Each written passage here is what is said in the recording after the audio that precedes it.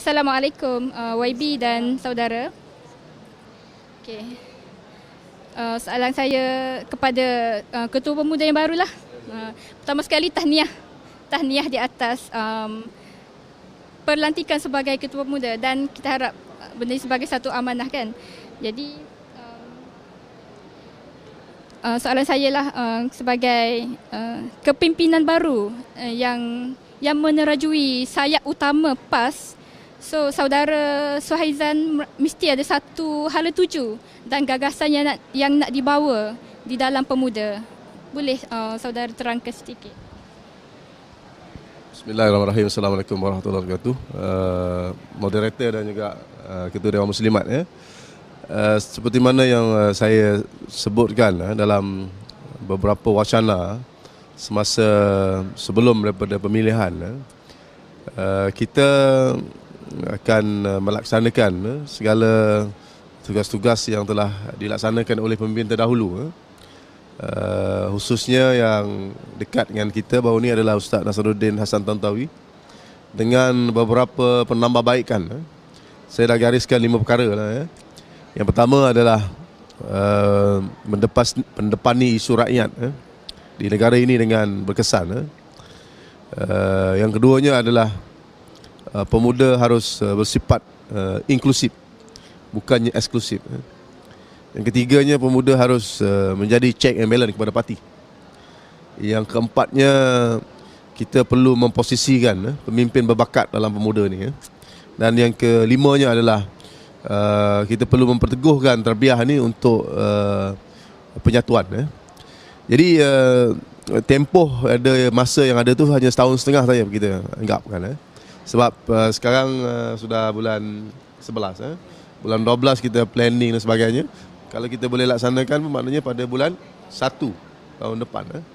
Dan itu tempohnya sampai 2014. Saya kira kalau lah pertengahan tahun 2014, makanya kita ada lebih kurang dalam setahun setengah saja. Ya. Jadi ini saya rangkumkan kepada satu moto yang saya garapkan, iaitu dynamic kepada tarbiyah, inklusif kepada dakwah, dan yang ketiganya adalah peduli kepada rakyat. Ini boleh rangkumkan begitu. Itu sajalah dia punya apa yang kita nak bawa, dan benda ni saya akan bentangkan dan kita akan sharing di dalam pemuda bagaimana kita boleh garap di sini. Isu yang paling utamanya lah kenapa kita buat semua ini, kerana kita nak menjadi pemimpin Malaysia. Maknanya pemuda PAS ini harus berada di tengah-tengah masyarakat menjadi pemimpin. Bukan hanya kita menjadi pemimpin kepada parti kita, tapi kita harus menjadi pemimpin kepada rakyat. Ini harapan rakyat Malaysia kepada kita, bahawa kita harus menjadi pemimpin kepada mereka. Itu saja. Allah. Terima kasih saudara. So saya terus kepada Kak Lah lah. Kak Lah dah lama dan sudah berpengalaman memegang Muslimat. Berapa penggal Kak Lah? Untuk Dewan Muslimat penggal kedua. Penggal kedua. Okey. Ya. 2 tahun yang lalu dan masuk tahun yang ketiga lah. Okey, jadi mesti ada satu hala tuju yang baru yang ingin Kak Lah terapkan ke dalam Dewan Muslimat PAS Pusat. Ya, silakan Kak Lah. Bismillahirrahmanirrahim. Assalamualaikum warahmatullahi wabarakatuh. Terima kasih Puan Moderator dan terima kasih juga kepada saudara adinda saya, saudara Saizan Kayat. Tahniah di atas pelantikan yang dipilih untuk menjadi Ketua Pemuda. Sama sebagaimana Dewan Pemuda, Muslimat adalah sayap kiri kepada parti PAS itu sendiri, di mana kita melihat banyak perkara yang perlu kita tambah baik dalam Dewan Muslimat. Sebelum ini Kak Lah berada dalam Dewan Muslimat PAS Pusat dah begitu lama, lebih daripada 15 tahun berada dalam Dewan Muslimat PAS Pusat dan menerajui sebagai Ketua Dewan Muslimat PAS Pusat masuk penggal kedua. Dan sebelum ini saya berada di jawatan Naib dan Timbalan Ketua Dewan Muslimat PAS Pusat. Kak Lah melihat banyak isu yang terutama yang berkaitan dengan wanita perlu ditangani oleh Muslimat. Apalagi kita melihat hari ini kita adalah satu parti politik yang mana kita berdakwah di pentas politik. kita bukan sahaja menekankan soal tarbiyah, tetapi soal macam mana kita nak menangani isu masyarakat yang ada di sekitar kita. Jadi realiti yang ada pada hari ini, masih ramai lagi golongan wanita di luar sana yang masih tidak memahami realiti perjuangan PAS. Sebab itulah kita melihat sokongan dari kalangan wanita Malaysia terhadap parti Islam masih belum tahap yang memuaskan lagi. Jadi sebab itulah ini adalah cabaran muslimat. Bagaimana di antara perkara yang kita akan bawa perubahan akan datang ialah kita menambah baikkan cara pendekatan kita kepada masyarakat supaya dakwah kita lebih rapat di hati mereka, boleh diterima oleh mereka, terutama di kawasan-kawasan pendalaman, kawasan-kawasan jauh terpencil, terutama Sabah dan Sarawak. Kita masih kurang pengaruh sokongan terutama dari kalangan pengundi-pengundi wanita. Jadi bagi kaklah kita kena buat satu perubahan dari sudut cara pendekatan dakwah. Di samping itu juga Dewan Muslimat melihat beberapa isu yang besar yang perlu dibuat perubahan. Di antaranya ialah kita kena mengemaskinikan organisasi muslimat dan halwa itu sendiri. Jentera halwa tidak dinafikan oleh semua pihak, mempunyai peranan yang sangat besar setiap kali pilihan raya. Mereka kempen rumah ke rumah rapat kepada pengundi. Tetapi mungkin dari sudut kemahiran, kemahiran ICT, kemahiran penggunaan media baru, kemahiran cara komunikasi dengan masyarakat, macam mana cara penerangan pada masyarakat, pengurusan organisasi, macam mana mengurus jemaah. Banyak perkara yang perlu ditingkatkan lagi dari sudut kemahiran itu sendiri.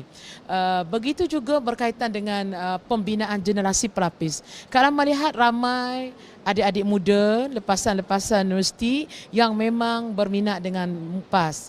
Dan memang ini adalah satu aset yang sangat berharga bagi PAS itu sendiri. Dan alhamdulillah kita berperanan hari ini Dewan Muslimat macam mana untuk kita selaraskan, sesuaikan supaya mereka ini boleh memberi sumbangan yang besar kepada perjuangan Dewan Muslimat itu sendiri.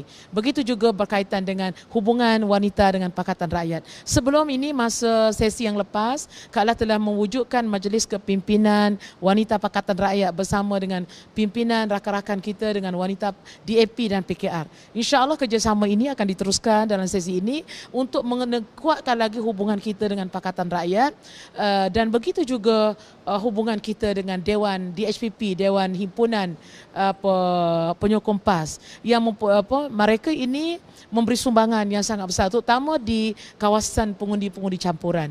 Jadi insya-Allah perkara ini kita akan lihat dan kita akan perkemaskan lagi. Termasuklah dari sudut penambahan cawangan, penambahan ahli dan begitu juga pendaftaran ahli baru yang perlu dititik beratkan daripada sekarang insya-Allah.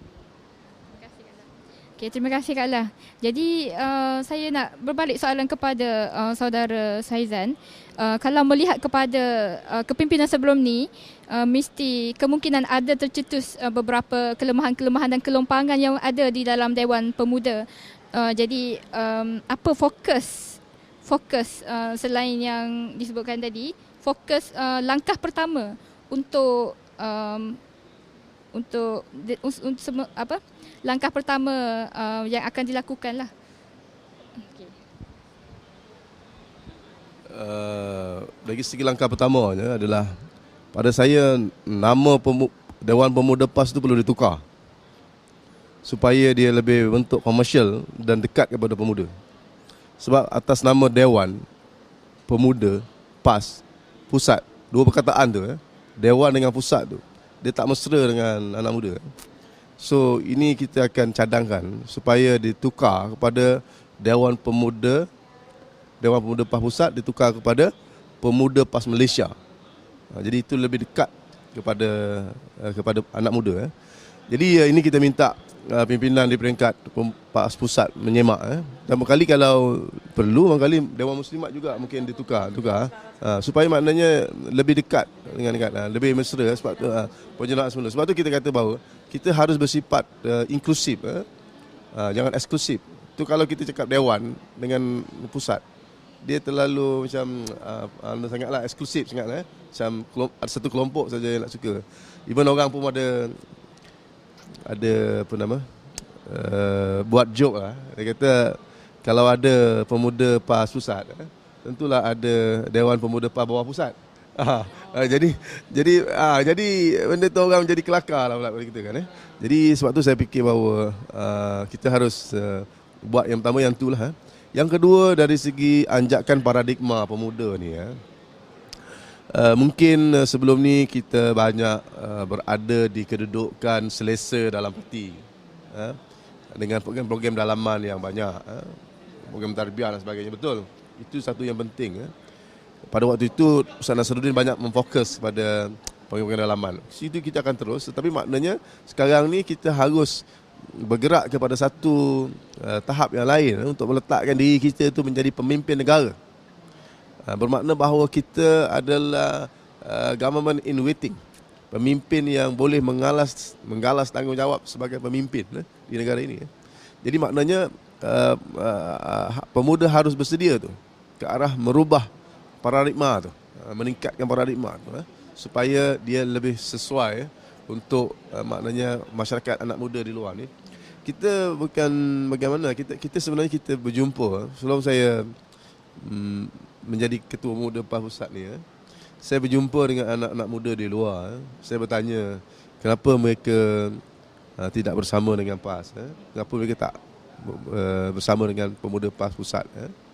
Dan realitinya adalah sebahagian daripada anak muda ni mereka lebih selesa berada di luar daripada PAS. Ada sebahagiannya masuk parti rakan-rakan kita dalam Pakatan Rakyat, dan ada juga mereka lebih selesa duduk dalam NGO tertentu daripada mereka nak bersama dengan kita. Ini masalah yang kita hadapi. Jadi maknanya di sana saya melihat kenapa bila kita tanya kenapa, kerana dia kata pemuda PAS ini tidak mesra kepada mereka. Jadi seolah-olah mereka menganggap pemuda PAS ni terlalu suci lah untuk mereka. Tak sesuai dengan mereka. Jadi mereka tak boleh nak masuk dengan pemuda PAS pusat. Jadi ini barrier ni kita kena pecahkan. Kena pecahkan sikit demi sikit supaya kita tu dirasai oleh mereka selesa dengan mereka. Selesa dengan mereka. Sebab tu saya aktiviti pertama saya sebut dalam muktamar, saya akan jaga parking kereta hari ini. Itu sebagai, itu dipanggil peduli tu, dan kita nak membuang satu sifat seolah-olah kita eksklusif. Kita pemimpin yang atas tak boleh turun ke bawah.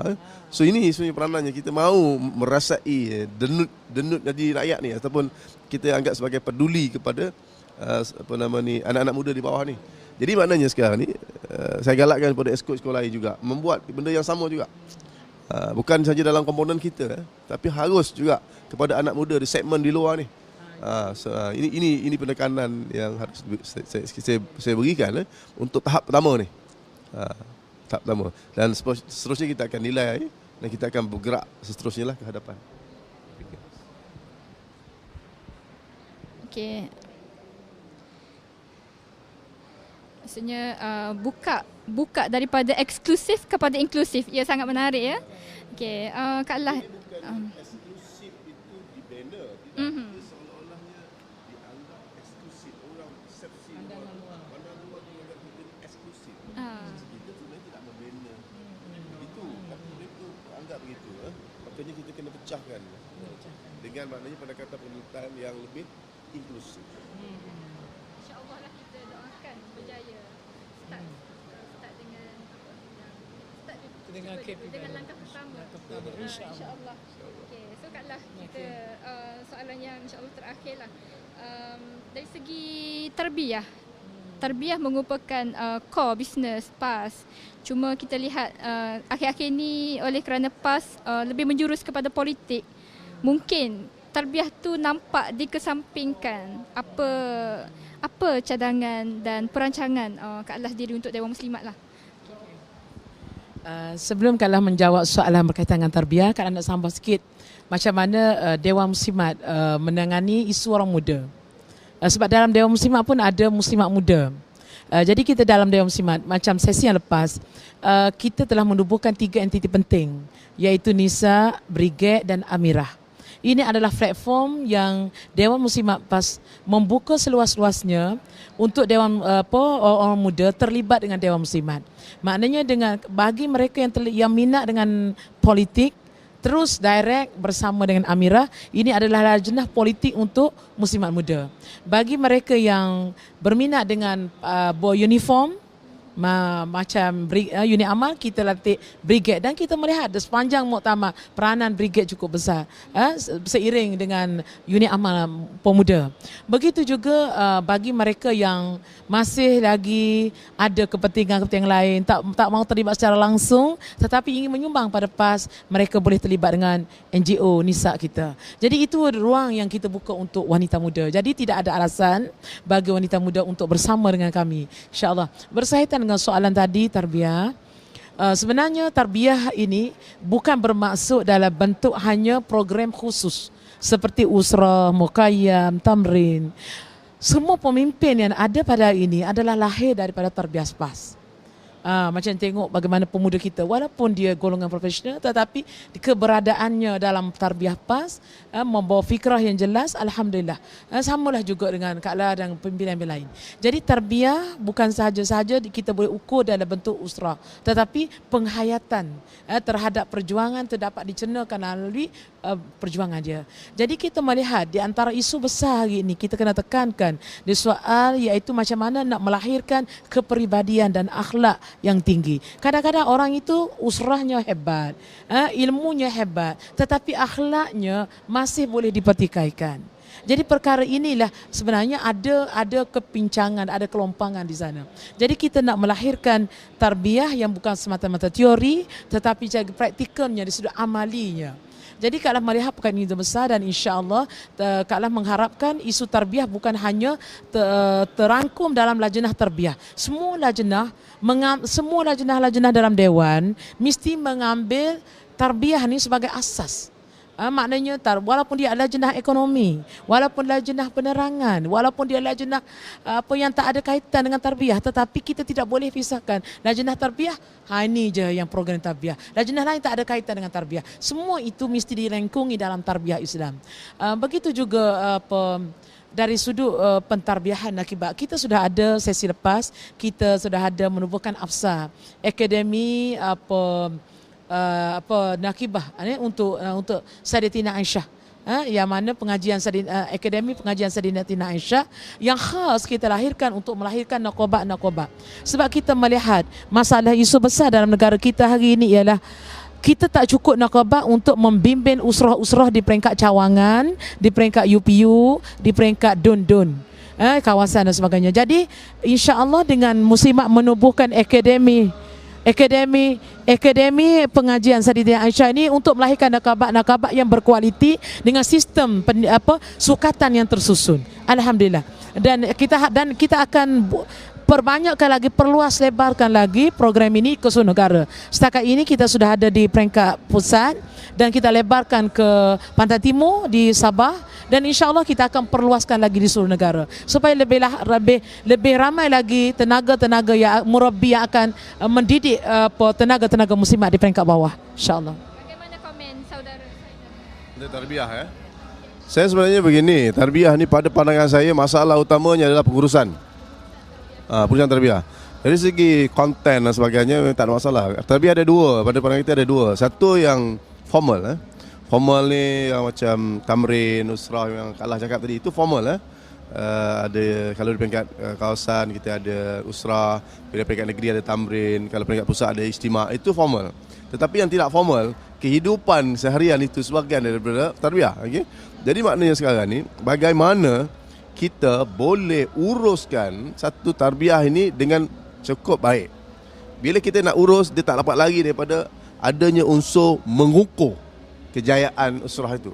Okay, secara formal kita mudah untuk mengukur, tetapi secara tidak formal ni kehidupan seharian susah untuk diukur. Tetapi di sana ada kaedah-kaedah moden yang boleh dilaksanakan pengukuran ni untuk menentukan. Sebab tu saya kata bahawa usrah ini atau tarbiyah ini perlu ada nilai dinamik dalam tarbiyah tu.